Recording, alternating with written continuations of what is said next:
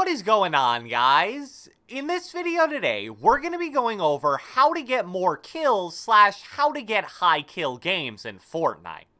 It seems that now more than ever, players are playing Fortnite public matches more so to just run around and get a bunch of kills instead of actually trying to win the game.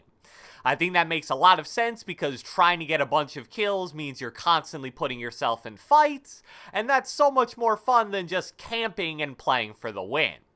Now, probably the most important part of getting high kill games in Fortnite is actually finding as many players as possible.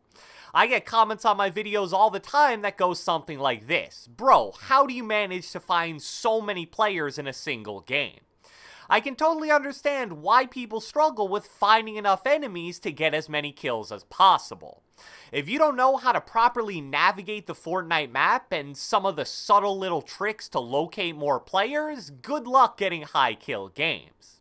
You could be the absolute best player in the world, but if you can only find 8 enemies in a game, that's going to be the absolute maximum amount of kills you can get. So without further ado, let's get right into it.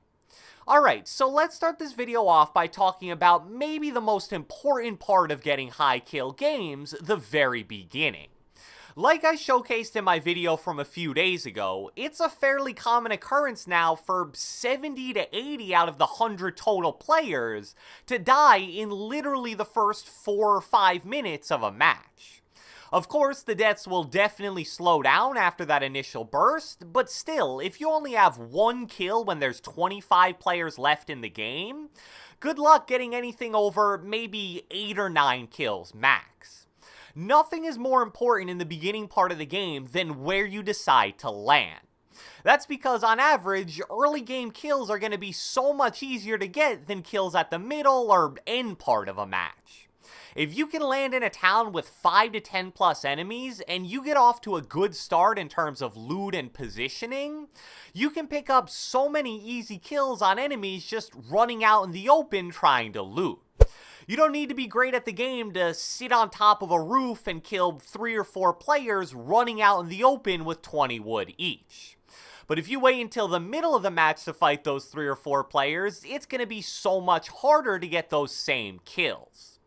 What's interesting is that picking a landing spot for high kill games has changed dramatically from the way it used to be.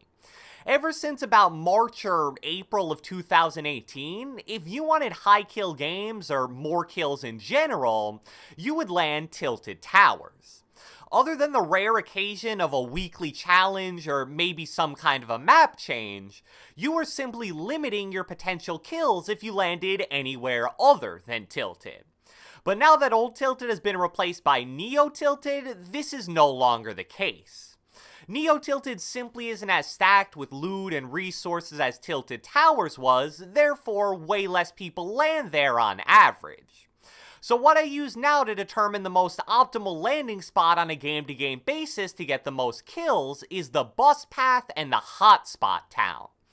I'll usually decide to land in the most populated city that's near the beginning part of the bus path. People generally don't like to land in towns that are either towards the end of the bus route or are going to require them to glide for a very long time once jumping out of the bus.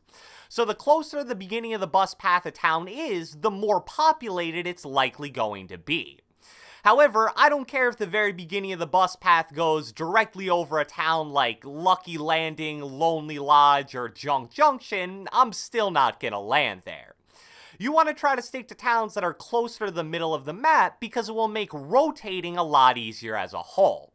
So just going off my memory these last few days, I'd say my most common landing spots have been towns like Salty Springs, Neo Tilted, Pleasant Park, Pressure Plant, Mega Mall, and a few others. Now the wild card here is when certain towns are a hotspot. If the hotspot town in a game is one of the irrelevant outskirts towns, just ignore it. However, if the hotspot is a more central town that also happens to be near the bus path, you can expect it to be pretty darn populated. Going there will definitely be a high risk, high reward move, so it's your call if you want to chance it or not. I've had games where I leave a hotspot town with 10 or 11 kills and I'm set up great for the rest of the match, but most of the time it's going to be so crazy that you'll just die right away with no chance. So now that we've covered everything you need to know about landing spots in the beginning of a game, let's talk about what you should be doing after that.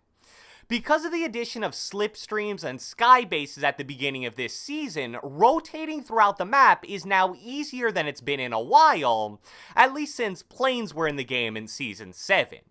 So unlike some previous seasons, you really don't need to have a super defined rotating strategy for middle game.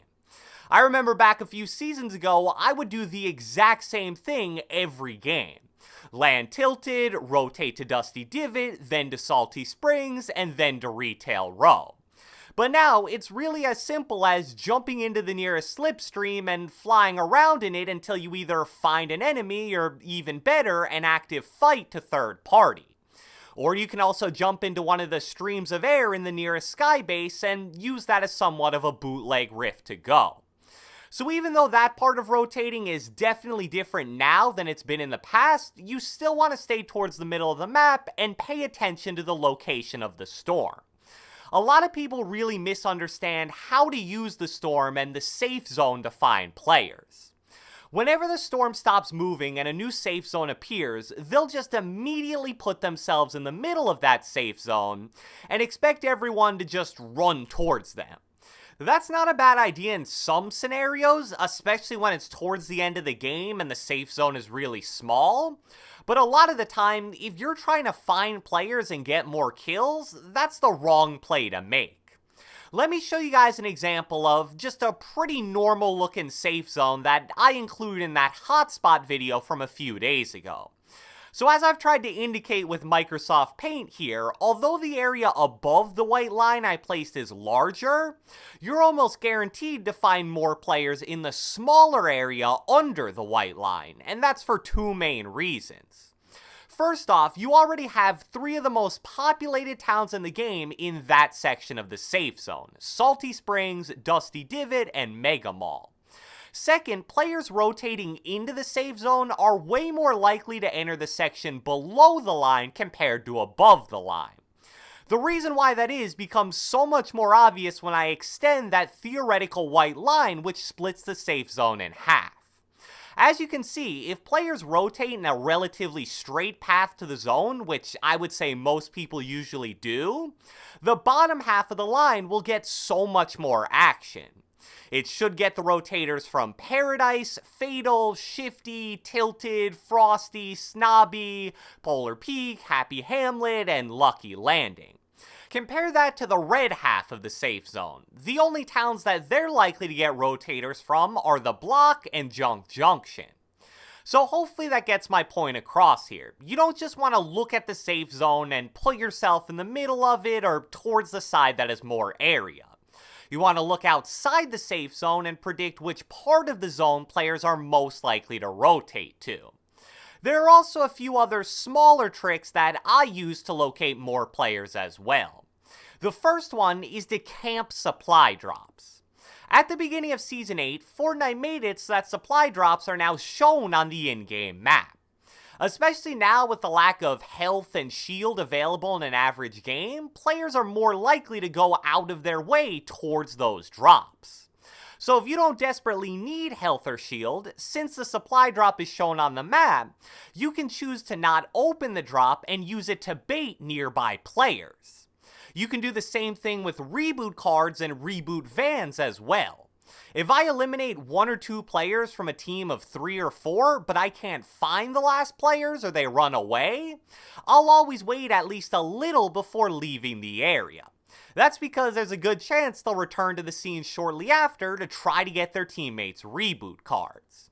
And if you're feeling extra kill hungry, sometimes I'll even hide and let them reboot, because that should be an extra 1 or 2 easy kills on players with 100 health, a white pistol, and only 100 total materials. So, I hope you guys enjoyed this video, and if you watched the entire thing, be sure to let me know with a comment down the comment section below. This video is about how to get high kill games, so I want to know, what is the most kills you've gotten in a single game in Fortnite Season 9? Be sure to leave a like, leave a comment, subscribe, turn on post notifications, do whatever the heck you want, and I will catch you guys next time.